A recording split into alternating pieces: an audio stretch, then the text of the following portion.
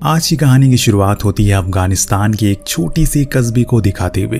तो रोजमर्रा की तरह आज भी लोग अपने कामों को करने के लिए घर से बाहर निकलते हैं, लेकिन तभी इन पर कुछ हवाई हमले हो गए जिसमें कई सारे लोग अचानक से मारे गए। लेकिन सिर्फ यही नहीं, वहां कुछ टैंक भी आ जाते हैं जो रशियन आर्मी के थे, जिसमें बैठे सोल्जर उस कस्बे में मौजूद लोगों को चुन चुन कर मारना शुरू करते हैं। लेकिन कुछ औरतें थी जिन्हें अपने घर परिवार को जलते हुए देखा, तो उन्होंने इस बात का आंदोलन किया और टैंक को रोकने की कोशिश की। लेकिन अंदर बैठे जालिम लोगों ने जहरीली गैस को बाहर फेंक दिया, जिसमें कुछ औरतें मारी गई और कुछ तो भाग गई। जब उन्हें लगा कि सब कुछ खत्म हो चुका है तो वो बाहर आए और फिर सभी के घरों को आग के हवाले कर दिया। यहाँ तक कि उनके पानी के कुएं में उन्होंने जहर डाल दिया ताकि वो पानी तक ना पी सके। इतना जालिम कौन हो सकता है, मगर किस वजह से ये सब था उन्हें खुद भी नहीं पता, बस उन्हें तो ऑर्डर मिले। छानबीन करने के दौरान इन्होंने कस्बे के लीडर को पकड़ लिया, पूछा कि उसके बाकी साथी कहाँ हैं जो रशियन आर्मी के सोल्जर को आए दिन मारते रहते हैं। तो उसने कहा कि वो उसके चारों तरफ फैले हैं, जितनी कोशिश कर ले वो उसके देश को कभी भी हासिल नहीं कर पाएंगे। और इतना सुनते ही कैप्टन के अंदर आग लग जाती है और इसीलिए वो उस टैंक के पायलट को कहते हैं कि इसे टैंक से कुचल दो। लेकिन वो शख्स इतनी हिम्मत अपने अंदर पैदा ही नहीं कर पाता। तब कैप्टन उस पर बहुत गुस्सा करता है, यहाँ तक कि उसे सबके सामने जलील भी करता है। इतने में वहां वही औरतें वापस आ गई जो भाग गई, और इसमें उस लीडर की बीवी भी थी जो उनके सामने अपनी मौत की जिंदगी की भीख मांगती है। लेकिन पायलट अपने कैप्टन के ऑर्डर को फॉलो करता है और एक जिंदा शख्स पर हजारों टन के टैंक को चढ़ा देता है, जिससे उसकी वहीं बड़ी बेरहमी से मौत हो जाती है। सब कुछ खत्म करके ये लोग अपनी दूसरी टीम से मिलने के लिए निकल गए जो इन्हीं के डायरेक्शन में आ रही थी। दोनों के बीच रेडियो से बातचीत भी हो रही है, जिससे कि आपस में उन्हें दिशा बताने में कोई मसला नहीं रहता। लेकिन एक बारी दो मोड़ आ गए जिसमें सामने वाले ने गलती से कह दिया कि लेफ्ट बल्कि मुड़ना राइट में था, जिसके चक्कर में एक टैंक बिछड़ जाता है और उसे पहाड़ी पर बैठा मुस्तफा देख लेता है। वो एक तालिबानी था और उसका खुद का एक लश्कर था जिसको उसने अपने दम पर बनाया था। और जब उसने उस टैंक को देखा कि वो अलग हो गया है तो वो उसे खत्म करने की ठान लेता है। वहीं दूसरी ओर जो लोग सुबह काम के लिए कस्बे से बाहर गए थे, जब वो वापस लौटे तो वहां का मंजर जहन्नुम जैसा था। चारों तरफ सिर्फ लाशें थी, किसी को जिंदा जला दिया गया था तो किसी को गोलियों से मार दिया गया था। ये सब देखकर सभी का खून खौल जाता है और इतने में वहां पर मुस्तफा अपने लोगों के साथ आ गया। कहने लगा कि मैंने अभी देखा एक टैंक अपनी टीम से बिछड़ चुका है, तो अगर तुम लोग चाहो तो हम मिलकर बदला ले सकते हैं। लेकिन कस्बे के लोगों की मुस्तफा से कुछ खास नहीं बनती। वो कहते हैं कि वो लीडर से बात करना चाहते हैं। तो वहीं लीडर की बीवी सहमी हुई आवाज से कहा कि उन्हें तो टैंक के नीचे रखकर कुचल दिया गया। तो जो लीडर का भाई था ताज, उसे वहां के लोग अगला लीडर घोषित करते हैं, जो जब अपने भाई की ऐसी दर्दनाक मौत को देखता है तो उसका कलेजा छन्नी हो जाता है। इसी कारण उसने उसी समय ऐलान कर दिया अब वो सभी बदला लेंगे। सबसे पहले उस खोए हुए टैंक और उसके अंदर बैठे जल्लादों को मारकर खत्म कर देंगे और फिर इस देश से सभी को भगा देंगे। मुस्तफा तो पहले से ही तैयार था, इसीलिए वो इन सभी के साथ उस टैंक के टायर मार्क्स को देखते हुए उसी के रास्ते चलना शुरू करता है। वहीं वो टैंक गर्म घाटियों के बीच रुक गया, क्योंकि अब पायलट को समझ नहीं आ रहा है कि वो कहाँ जाए। कैप्टन के पास नक्शा है, लेकिन दिक्कत ये थी कि इस मोड़ के आगे का नक्शा जल चुका है, इसीलिए अब इन्हें खुद ही नहीं पता कि वो कहाँ किस जगह पर खड़े हैं।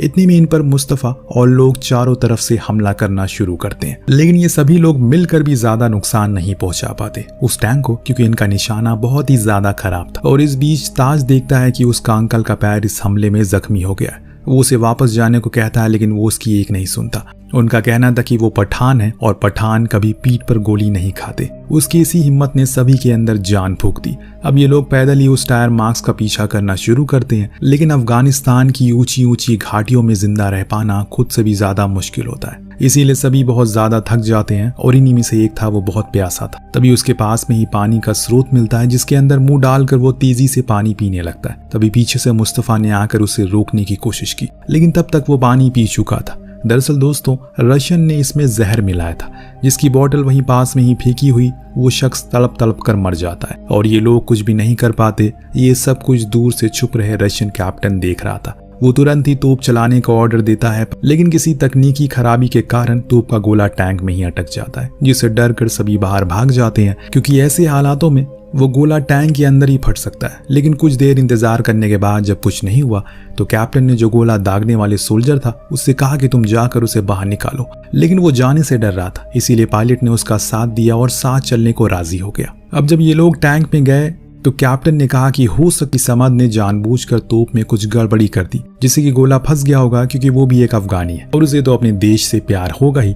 दरअसल समद इसी टैंक में ही इन्हीं लोगों के साथ है जो ट्रांसलेशन का काम करता है, और अब जो गोला फटा नहीं था तो उसे ये बाहर ला कर रख देते हैं। उसके नीचे एक ग्रेनेड भी रख दिया जाता है, जिससे हुआ ये कि ये सब वहां सभी लोग पहुंचे तो उनमें से एक ने उस बम को उठा लिया और ये देखने के लिए कि ये क्या है, क्या ये उनके काम आ सकता है। लेकिन तभी वो ग्रेनेड फट जाता है, जिससे उसकी बहुत ही दर्दनाक मौत होती है। यहाँ टैंक के पीछे सिर्फ मर्द ही नहीं बल्कि वो सारी विधवाएं भी थी जिनके पति इस नफरत की जंग में शहीद हो गए थे। उन्हें भी बदला चाहिए था किसी भी हाल में। चलते चलते रात हो जाती है और इसीलिए ये लोग एक जगह रुककर थोड़ा आराम करने का सोचे। इस बीच समद और पायलट के बीच काफी बातें हुई, जिसमें उसने उसे अपने कल्चर के बारे में काफी कुछ बताया, जिसमें सबसे अहम चीज थी इज्जत, जो एक अफगानी के लिए सबसे महत्वपूर्ण होती है। पायलट भी उसकी बातों का सम्मान करता है। इतनी में उनके ग्रुप में दो लोगों के बीच झड़प भी हो जाती है, जिसे कैप्टन सॉर्टेड करता है। और इस चीज को जब पायलट को रिपोर्ट में लिखने का कहा तो कैप्टन ने आकर उसे रोक दिया। वो नहीं चाहता कि जब ये रिपोर्ट बाहर जाएगी तो उसकी बेइज्जती ना हो, इसीलिए उसने वो रिपोर्ट पेपर ही फाड़ दिया। लेकिन इन सब के बीच इन पर हमला हो जाता है। अब ये फौरन वहां से बाहर निकलती हैं, क्योंकि रात के अंधेरे में लड़ना बहुत मुश्किल है। काफी देर ऐसी ही अनजान दिशा में भटकने के बाद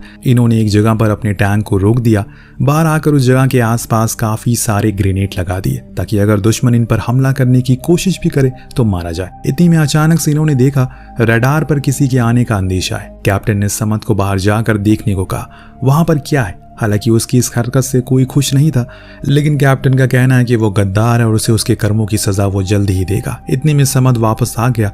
उसका कहना था कि बाहर कुछ हिरन का झुंड था जो कि मंडरा रहा है और कोई नहीं है वहां पर। तो यहाँ कैप्टन ने उन्हें भी मार डाला। अब जब सुबह होने पर मुस्तफा और बाकी के लोग वहां पहुंचे तो उन्होंने उन मरे हुए हिरनों को देखकर और दुख जताया, क्योंकि जंग में इनकी क्या ही गलती थी। उधर वो लोग एक झील के पास पहुंचते हैं, जिसकी गहराई नापने के लिए कैप्टन समद को भेजता है। वो जाने लगा, तभी वो पीछे से उसे शूट करके खत्म कर देता है। अब दोस्तों, उसकी इस हरकत को पायलट अपनी रिपोर्ट में गुस्से में लिखना शुरू करता है। जो चीज कैप्टन को पसंद नहीं आती, इसीलिए इनके बीच में फिर से बहस हो जाती है। अब ये सभी उस टैंक को झील में उतार कर आगे बढ़ गए, लेकिन कुछ दूर जाने पर इनके टैंक ने जवाब दे दिया। पायलट का कहना था कि इसे लिक्विड फ्यूल की जरूरत है, जो कि उनके पास नहीं है। ऊपर से अब इसकी बैटरी भी खत्म हो चुकी है, इसीलिए बेहतर है कि अब हम इसे यहीं पर छोड़कर और आगे पैदल चले। कैप्टन को लगता है कि पायलट जानबूझकर ये कर रहा है, क्योंकि उन्होंने उसके दोस्त को जो मार दिया था, इसी चक्कर में दोनों में एक दूसरे पर बंदूक तान दी।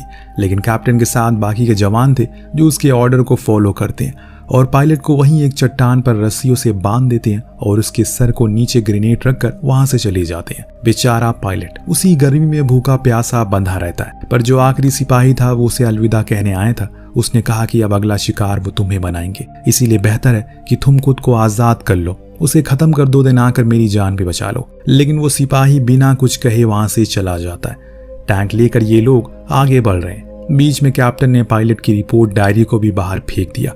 वो नहीं चाहता किसी को इस सच के बारे में पता चले। इस बीच हम ताज के अंकल को देखते हैं, जिनके जख्म ने उन्हें एक और कदम के लिए मजबूर कर दिया। वो वहीं पर रुक गए और वहां कुछ औरतें मिली जो उस टैंक का पीछा कर रही हैं। अंकल ने उनसे पूछा, तुम बिना हथियार के कैसे उस टैंक को नष्ट करोगी? तो लीडर की पत्नी ने अपने हाथ में रखे कुछ ग्रेनेड को दिखाया, कहा कि इससे बड़ा हथियार हमारा गर्म खून है, जिसे हम किसी को भी जला सकते हैं। अंकल उन्हें वापस जाने को कहते हैं, क्योंकि रशियन बहुत ही जालिम है, वो कुछ भी कर सकते हैं। पर वो औरतें गई नहीं बल्कि आगे बढ़ गई। इधर पायलट के पास कुछ भेड़िया आ गए, जिनसे बचने के चक्कर में उसने अपना सर उठा दिया, इससे वो जो ग्रेनेड था वो नीचे गिर गया और वहीं फट गया। इसमें कई सारे भेड़िया तो मारे जाते हैं, लेकिन वो बच गया। अगर वो उसके सर के पास ही फटता तो उसके लिए शायद मौत तय थी। तभी वहां पर वो औरतें पहुंच गई, जिन्होंने उसे पत्थर से मारना शुरू कर दिया। अब यहाँ सदम ने पायलट को टूटी फूटी अफगानी जरूर सीखा, जिसके कारण वो उन्हें रुकने को कहता है, लेकिन वो मानने को राजी नहीं थी। तभी वहां मुस्तफा और बाकी के लोग पहुंच जाते हैं, जिन्होंने उन सभी को रुक जाने को बोला और ना चाहते हुए पायलट को आजाद कर दिया, क्योंकि वो उन्हें अपने काम का लग रहा था। और ऊपर से उसे अफगानी भी आती थी। रात होने पर मुस्तफा और बाकी लोग एक गुफा में रुकते हैं, जहाँ मुस्तफा उसे इशारों में कहता है, क्या तुम मेरी आरपीजी को ठीक कर दोगे? तो वो हाँ में जवाब देता है। इसके बाद वो उसे ठीक करने में लग गया, जो देख सभी हैरान थे, क्योंकि अभी तक किसी ने भी ये नहीं किया था। वेल्ताज ने कहा कि ये हमारे बहुत काम का है, क्योंकि इसे आरपीजी चलानी भी आती है, जिससे कि हम उस टैंक को नष्ट कर सकते हैं। पायलट भी इस बात से राजी होता है उस टैंक को खत्म करने के लिए, क्योंकि वो कैप्टन से सख्त नफरत करता है। उन दोनों के लिए जंग के वसूल एकदम अलग है, इसीलिए वह उसे बदला लेगा। टैंक एक जगह पर रुक जाता है क्योंकि उसमें फ्यूल खत्म हो चुका है, लेकिन तभी एक रशियन हेलीकॉप्टर वहां से गुजरा तो इन्होंने फ्लेयर जला के उससे मदद मांगी। जैसे ही वो लैंड हुआ, दोनों सोल्जर भागते हुए जाकर उसमें बैठ गए, क्योंकि उन्हें इस नरक से वापस अपने घर जाना था। लेकिन कैप्टन ने उन्हें डीजल लेकर फौरन वापस आने का ऑर्डर दिया। हेलीकॉप्टर के पायलट ने बताया उन्हें पानी की तलाश है, क्या उनके पास पीने को पानी है? वो इनकार करते हैं। अब उन्हें वो डीजल के टैंक तो दे देता है, जिन्हें लेकर ये सभी फिर से चलना शुरू करते हैं। ये सब दूर से छुपकर ताज और बाकी के लोग देख रहे थे। उन्हें बहुत खुशी हुई कि कैप्टन टैंक छोड़कर नहीं गया, वरना वो बदला कैसे लेते। पायलट ने बताया कि आगे जाने पर एक डेड एंड है, वहीं हम इस टैंक को फंसा सकते हैं, इसीलिए सभी एक शॉर्टकट के रास्ते से तेजी से जाना शुरू करते हैं। पूरी रात ये लोग चलते रहते हैं बिना किसी रुके। अब इंजन का तापमान बहुत ज्यादा गर्म हो चुका है, लेकिन फिर भी कैप्टन नहीं रुकता, वो चलता ही रहता है। अगली सुबह इन्हें एक पॉन्ड मिल गया जहां से पानी ला सकते, और वहीं पर इन्हें अपना हेलीकॉप्टर भी दिखा जिसका पूरा क्रू मर चुका है। दरअसल ये वही पॉन्ड था जिसमें इन्होंने जहर मिलाया था ताकि मुस्तफा और गांव वालों मर सके। लेकिन अपने ही लोगों को मरा हुआ देखकर कैप्टन मायूस हो जाता है। तभी वहां पर मुस्तफा के लोग आ गए जो तो कैप्टन इंजन को ऑन करता है, लेकिन वो ऑन ही नहीं हो रहा था, इसीलिए वो गन मशीन को भी चलाता है, पर उसमें तो गोलियां ही नहीं थी। वो तोप के गोले का इस्तेमाल करता है उन लोगों पर, लेकिन वो गलत जगह पर गिरते जा रहे थे, जिससे वो हर बारी बच जाता है। और इस बीच पायलट आरपीजी उठा लेता है और निशाना साधता है। मिसाइल जाकर सीधा टैंक के टॉप पर लगती है, जिससे वो फट गई, पर अंदर बैठे लोगों को कुछ खास नुकसान नहीं होता, बल्कि उन्हें तो ये लग रहा है कि अब वो बच गए। ऊपर से टैंक भी अब चलना शुरू हो गया। इस बीच मुस्तफा के लोगों को वो हेलीकॉप्टर दिख गया, जिसे देखकर उन्होंने कहा कि अब हमें उसके पीछे जाने की जरूरत नहीं है, क्योंकि जो हमें चाहिए था वो तो हमें मिल चुका है। अचानक से तभी उन पर एक धमाका हुआ, जिससे कुछ बड़े बड़े पत्थर नीचे गिरने लगे, जिसके वजन तले टैंक दब गया और वहीं अटक गया। अभी भी कैप्टन बाहर नहीं निकला, बल्कि उसे अपने बाकी के साथियों को 2-2 ग्रेनेड दिए और कहा कि इसे लेकर खुद की जान ले लेना, और खुद भी एक ग्रेनेड की पिन को खोलकर बैठ गया। एक साथी ने उसके हाथ से वो ग्रेनेड छीना और उसमें दोबारा पिन लगा दी। इतने में बाहर खड़ा पायलट ने देखा कि टैंक में से एक ऑयल लीक हो रहा है, तो उसने एक जलता कपड़ा फेंक कर उसमें आग लगा दी, जिसे मजबूरन इन तीनों को ही बाहर निकलना पड़ता है। और इसे देखकर वो औरतें और वहां मौजूद सभी लोग उन पर बरस पड़ते हैं। तभी कैप्टन और बाकी के 2 जवान थे, वो जिंदगी की भीख उनसे मांगने लगते हैं। ये परंपरा है अफगानिस्तान में, अगर कोई भी आपसे अभय मांगता है, फिर चाहे वो आपका कितना ही बड़ा दुश्मन क्यों ना हो, वो उसे छोड़ दिया जाता है। इसीलिए अब इन्हें मजबूरन उन्हें छोड़ना ही पड़ा। पर इस चीज से वो औरतें खुश नहीं थी, क्योंकि उन्हें तो बदला चाहिए था जो लेना था, पर अब इन तीनों को जाने दिया जाता है।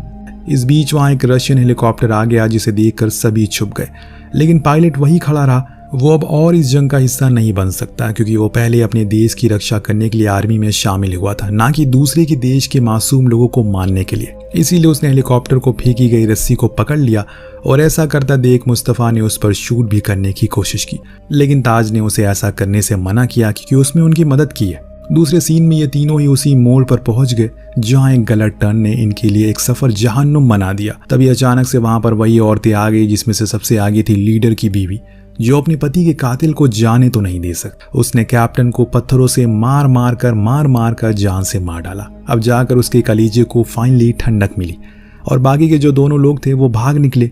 और कुछ इस तरह से इस कहानी का यहीं पर अंत होता है। आपको कहानी कैसी लगी हमें कमेंट करके जरूर बताइएगा। मिलते हैं अगली वीडियो में। Thank you so much watching. Peace out.